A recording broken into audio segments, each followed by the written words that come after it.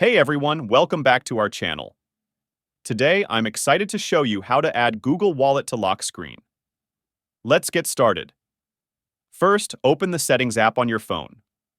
Scroll down and find the lock screen option, then tap on it. Next, scroll down to the shortcut section and tap on it. You'll see two options labeled Left Shortcut and Right Shortcut.